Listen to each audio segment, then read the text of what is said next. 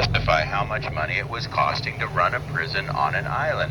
Prisons on shore were proving to be just as secure and way, way less costly to operate, so they shut it down. They moved all the prisoners off the island, and Alcatraz lay vacant, again with nothing out here except the buildings, until 1969. In 1969, a group of Native Americans, Indians, took over the island, claimed it as Indian land, came out in small boats. It's a good idea. They were going to turn it into a reservation of sorts, a cultural center and a college, a learning center for American Indians. Unfortunately, though, they were disagreeing amongst each other, and a few bad seeds in the group started to burn and vandalize some of the structures. They started some fires out here. You'll see a couple buildings without roofs on them. At that point, the government, afraid that someone was going to get hurt, the island was going to all be burned down, they just called the police and hauled all the Indians off the island. Alcatraz lay vacant again until 1972. That's when the Park Service took it over. It very quickly caught on. It's now San Francisco's top tourist attraction.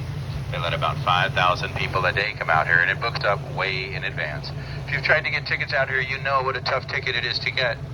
Weeks in advance right now to get out to Alcatraz. Well, the next best thing, to go around the island like this, tell you about the history like we did, and then tell you about some of the buildings. Let's do that. On the end of the island, that 4-story building that we passed, that was the carpentry shop, right on the end of the island. And the laundry facility was the one on the other side of the island, 2-story building, half the length.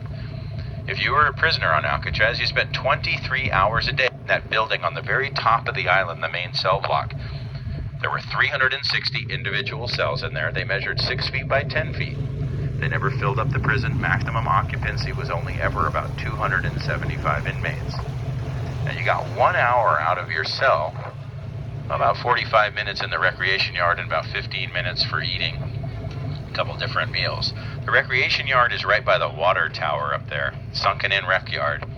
Now, if you had a job or chore to do on the island, you got a little extra time out of your cell. That's where the carpentry shop, the laundry facility, or this white building to our right that says Indians Land on it, the island's bakery and food prep storage area.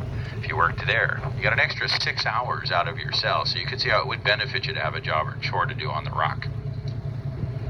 The smokestack behind us is the power generating plant. It generates all the electricity on the island still today. There's a few solar panels, but otherwise it's dependent on diesel power generators to produce electricity. There's no cable from shore back then or today.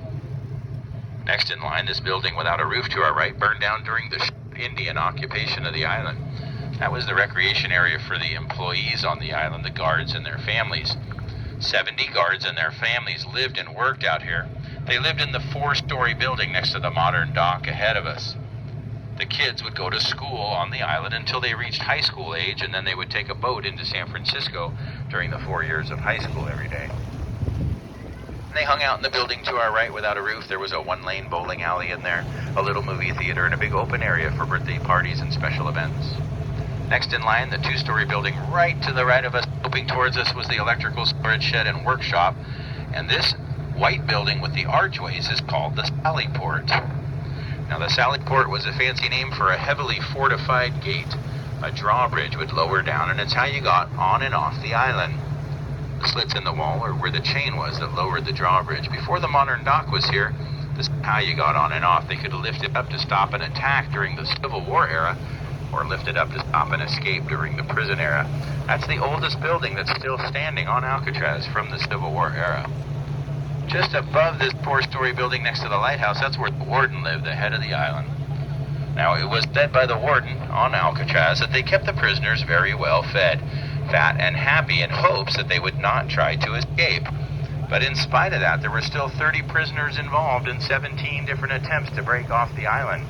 7 were shot and killed, a couple drowned, and all the rest were recaptured. However, in 1962, a few years before Alcatraz closed as a prison, and actually probably part of the reason why it did, Frank Morris and the Anglin brothers, a group of 3 prisoners, using spoons and knives and forks from the cafeteria that they fabricated into chipping tools, they slowly chipped away at the soft concrete cell block walls around their vents. They hid their progress. It took them months to do. Eventually, they made holes large enough to climb out of.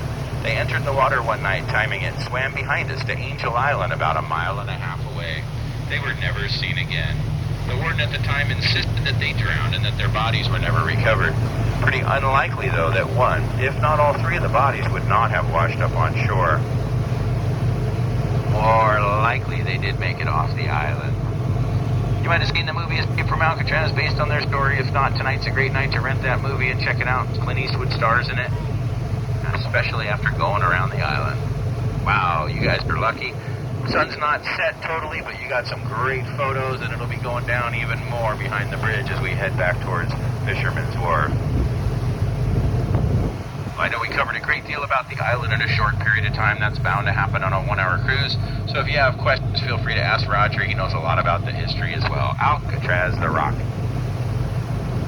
Of course, in the opposite direction of the Golden Gate to our left, San Francisco's other not-so-famous bridge, the Oakland-San Francisco Bay Bridge.